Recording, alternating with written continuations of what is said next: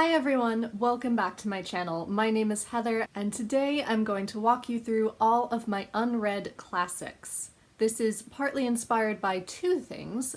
Firstly, the fact that I walked you through all of my unread nonfiction last week, and I have a similarly large bin of unread classics, which I will insert a photo of here so you can see. And it is also inspired by the fact that we are a month and a half away from the new year, and I would like to carry on my tradition of reading at least one nonfiction and one classic book each month. And since I have now had the opportunity to meet so many of you, I thought I would show you all of the classics that I have amassed over the past couple of years and get your opinions on them to help me plan which books I should move towards the top of my list.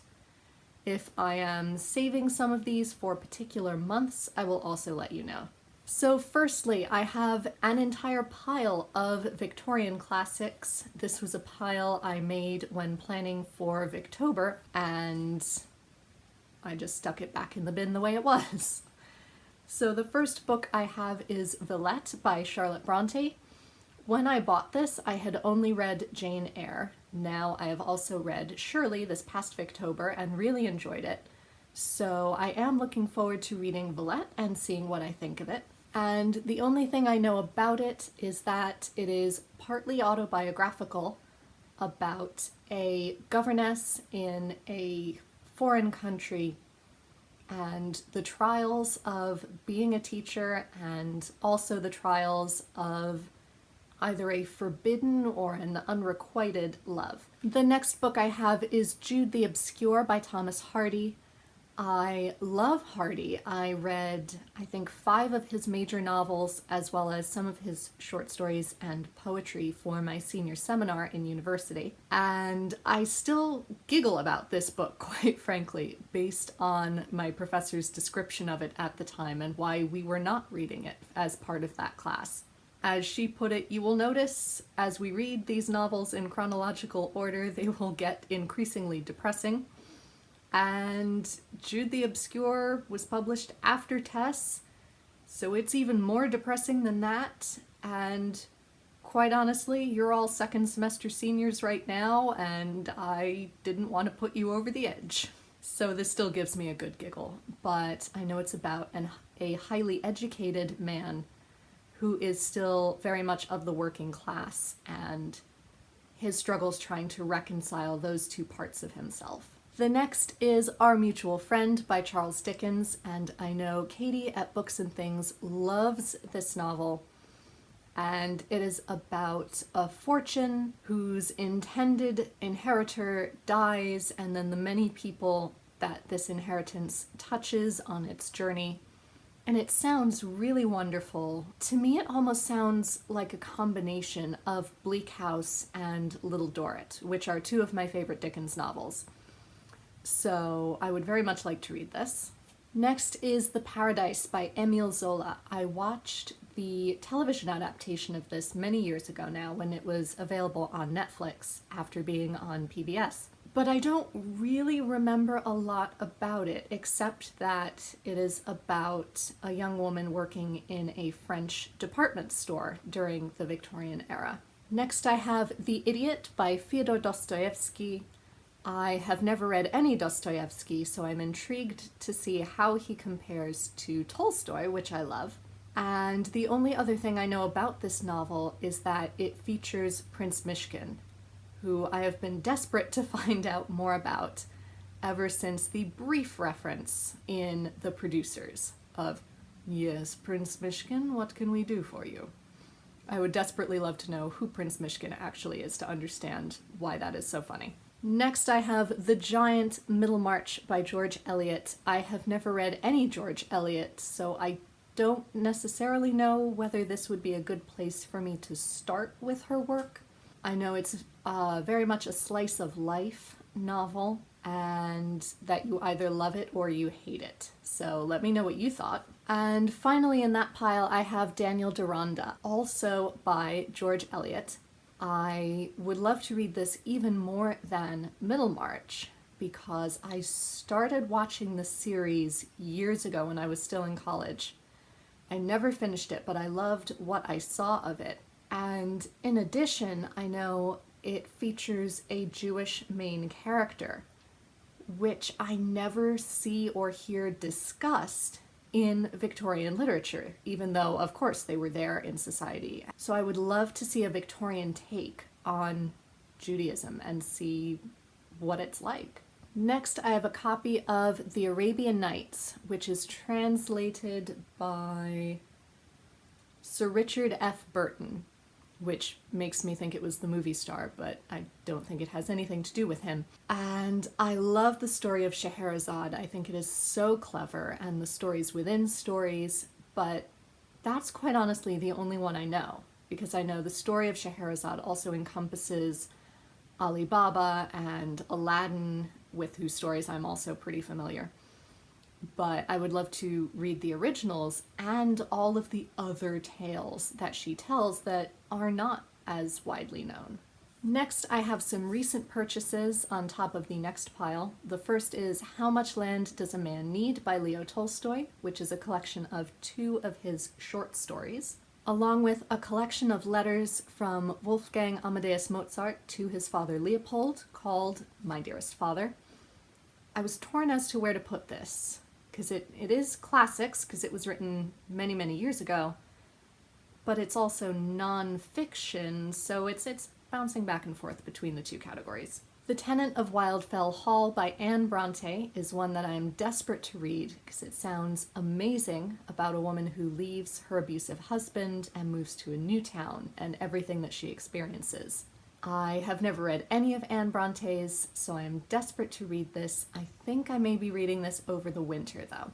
Next is Mary Barton, which I may read this December because it just sounds too good. It is essentially North and South in terms of it also encompasses the push and pull between the working class in factories and the masters or the upper and middle classes. And there is a love triangle, but it also includes a murder and all of the suspense and mystery that comes along with that. It just sounds too perfect, so I may pick this up in December. Next, I have Chérie by Colette, which is a novella, I suppose, that is semi-autobiographical about an older woman who has an affair with a much younger man. This has been turned into a variety of films at many points, and it is also semi-autobiographical, as Colette did reportedly have an affair with her much younger stepson when she was in her 40s. Next, I have The Female Quixote by Charlotte Lennox, which I had never heard of before, and it sounds amazing. It is an 18th century classic about a young woman who has read far too many French novels and has very grand ideas about being the heroine of her own life and being in control, while she is being very forcibly persuaded to marry a much older man for financial stability. It sounds absolutely wonderful. I'm partly saving this for Jane Austen July, as I don't know what the prompts are going to be, but it is an 18th century novel, so it may fit in with whatever this year's prompts are. Next, I have A Passage to India by E.M. Forster. I loved A Room with a View, but I didn't enjoy Howard's End as much, so I'm intrigued to see how I feel about this one. It is about the culture clash between the British Empire and their Indian subjects at the turn of the century, and I know it involves a visit to the Malabar Caves, which is some sort of a turning point, but beyond that I don't know much at all, but I am intrigued to see what it's like. Next, I have The Beautiful and the Damned by F. Scott Fitzgerald. I loved The Great Gatsby. I didn't enjoy Tender is the Night as much, and this sounds very similar to Tender is the Night in terms of it sounds very autobiographical of F. Scott Fitzgerald's own relationship with his wife Zelda.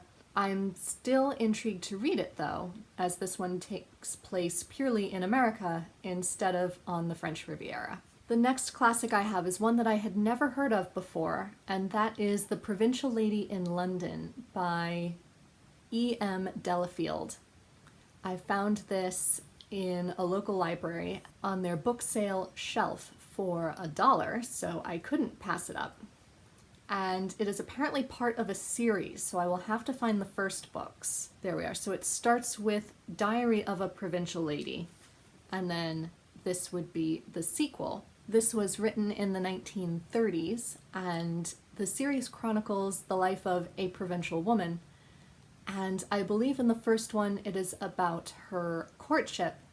In this one, she does in fact get married and moves to London, and the clash of the way she was brought up in the country with life in London in the very jazzy and modern 30s, and her coming to terms with that. Next, I have a new edition of The Odyssey by Homer, which is the translation by Emily Wilson. I read The Odyssey in high school in freshman year, but it was a prose translation. And this one, I believe, is a poetry translation, yes.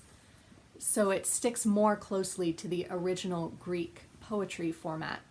So I would love to reread it and get that level of detail. I also found A Scots Quair by Lewis Grassic Gibbon, which I've heard Jean at Jean's Bookish Thoughts talk about a lot. These are apparently Scottish classics about the life of Chris Guthrie, stuck between her love of the land and the rural tradition that she is brought up on before the First World War, and then her subsequent journey through marriage and motherhood over the succeeding decades. It's a bind-up of 3 novels, I believe.